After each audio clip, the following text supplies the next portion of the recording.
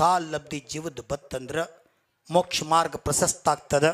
ಸಂಸಾರದಲ್ಲಿ ನೀವು ಯಾವ್ದು ನಮ್ದನ್ನು ಅಂತಕ್ಕಂಥ ಭಾವನೆ ಇಟ್ಟೇರಿ ಅದು ಯಾವುದು ನಿಮ್ದಲ್ಲ. ಹೇಳಿರ್ಬೇಕ್ರೆ ಒಂದು ವಸ್ತು ನಂದು ಇದೈತೆ ಅಂತೇಳಿ ಹೇಳ್ತೀರಿ. ಯಾರಾದರೂ ನಂದು ವಸ್ತು ಐತ್ರಿ ಮಹಾರಾಜಿ ಇದತ್ತು ಹೇಳಿ ಯಾವುದದ? ಈ ಪ್ರಪಂಚದ ಸಂಸಾರದಾಗ ನಿಮ್ಮದು ಅನ್ನೋದು ಯಾವುದದ? ಸಂಸಾರದಾಗ ನಮ್ದು ಅನ್ನೋದು ಯಾವುದೂ ಇಲ್ಲ.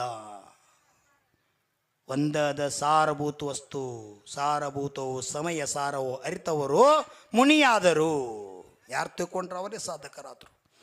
ಸಾರಭೂತ ಸಂಸಾರ ಹೆಂಗದ ಅಂದ್ರೆ ಬಾಳಿ ದಿಂಡಿದ್ದಂಗದ. ಬಾಳಿ ದಿಂಡು ಒಂದೊಂದು ಎಲಿ ತಕ್ಕೊತ್ ಹೋದ್ರೆ ಒಳಗೆ ಏನು ಸಿಗ್ತದ? ಖಾಲಿ ಖಾಲಿ. ಹಂಗೆ ಅನಿಸ್ತದ. ಸಣ್ಣಾಗಿದ ನಾ ದೊಡ್ಡಕ್ಕೆ ಆಗ್ಬೇಕು, ಮದುವೆ ಆಗಬೇಕು, ಮಕ್ಕಳಾಗಬೇಕು, ಏನೇನೇನೇನೋ ಕಲ್ಪನೆ. ಮದುವೆ ಆದವ್ರು ಕೇಳಿ ಸುಖಿ ಅದಾರಣ್ಣ ಯಾವ ಯಾಕರೆ ಮಾಡ್ಕೊಂಡು ಹೇಳ್ತಾಳಕಿ. ನೋಡ್ಬೇಕಾರ ಮಕ್ಕಳಾದ್ರೆ ಸುಖಿ ಅಕ್ಕ ಅನಿಸ್ತದ. ಸುಖಿ ಮಕ್ಕಳಾದವ್ರು ಕೇಳ್ರಿ, ಹೇ ಭಗವಾನ್ ಯಾಕ್ರೆ ಹಾಡ್ದ್ನಿ ಅಂತಾರೆ ಅವರು.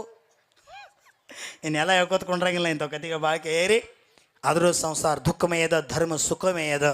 ಧರ್ಮ ಸುಖವನ್ನು ಕೊಡ್ತಕ್ಕಂಥ ಸಂಪತ್ತಿ ಅದು. ಆ ಧರ್ಮ ಸಂಪತ್ತಿ ನಿಮ್ಮ ಜೀವನದಲ್ಲಿ ಪ್ರಾಪ್ತ ಆಗಲಿ. ದೇಶ ನಾಡು ಸಂಸ್ಕೃತಿಯ ಬದಲು ಅಭಿಮಾನ ಮೇಲೆ ಜಾಗೃತ ಆಗಲಿ. ತಂದೆ ತಾಯಿ ಅಂದರೆ ಸೇವಾ ಮಾಡ್ತಕ್ಕಂಥ ಭಾವನೆಗಳು ಬರಲಿ. ಪರೋಪಕಾರ ಮಾಡ್ತಕ್ಕಂಥ ದೀನ್ ದುಃಖಿ ದಲಿತರ ಸೇವೆ ಮಾಡ್ತಕ್ಕಂಥ ಭಾವನೆ ಬರಲಿ. ಈ ಭಾವನೆಯಿಂದ ನಿಮ್ಮ ಆತ್ಮ ಭವ್ಯಾತ್ಮ ಮಹಾತ್ಮ ಪರಮಾತ್ಮ ಆಗಿ ಜೀವನ ಸಾರ್ಥಕತೆಯನ್ನು ಪಡ್ಕೊಳ್ಳಿ. ಮಂಗಲ್ ಭಾವನದಿಂದ ಮಂಗಲ್ಮಯ ಆಶೀರ್ವಾದ್. ಓಂ ನಮಃ.